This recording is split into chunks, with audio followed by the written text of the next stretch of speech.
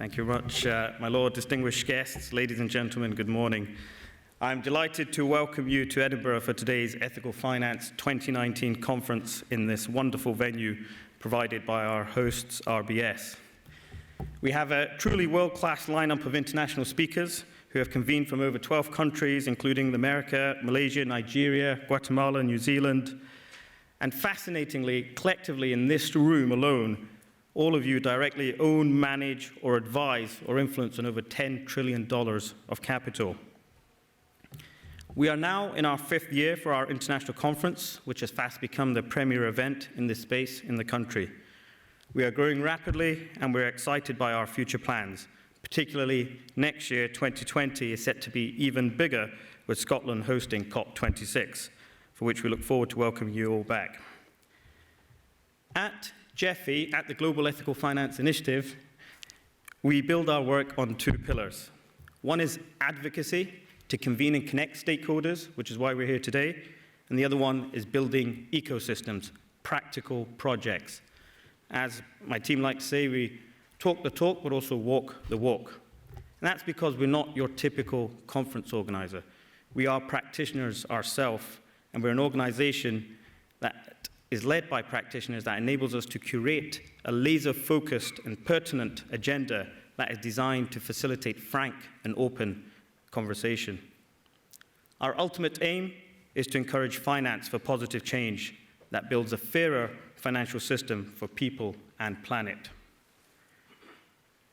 Over the past 20 years, we have noted a considerable change in the sector.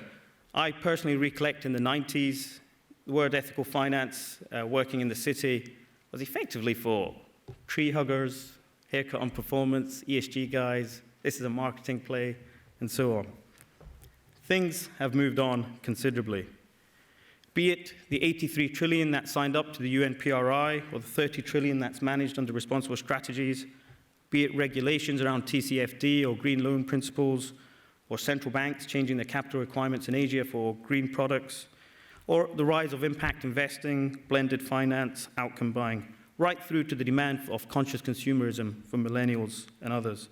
The statistics go on, but the point is this: finance can, and indeed must, be a tool for positive change. This is recognized by some of the most influential figures in the industry today. We hear comments from Larry Fink, from Mark Carney, from Lord Turner, from Paul Pullman.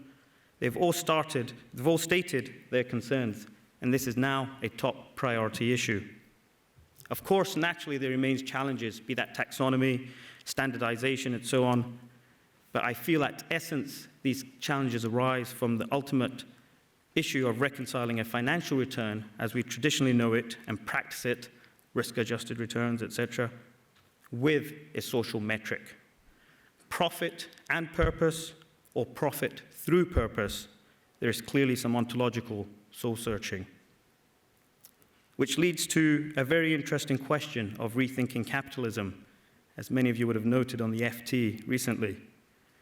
And that is why we feel at GEFI that the City of Edinburgh is perfectly positioned for us to convene.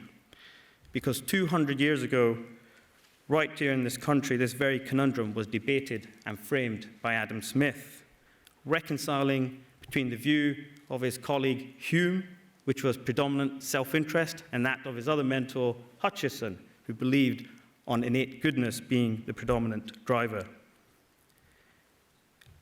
Ladies and gentlemen, there are small and large organizations in this room: banks, investment managers, charities, governments, academics, regulators, professional bodies. They range in size from specialist boutiques to the largest players in their respective industries. This holistic, multi-sector approach is intentionally curated for this conference, as we feel all of you have your part to play. And when we can come together to share insights and commit to action, we can genuinely change the world.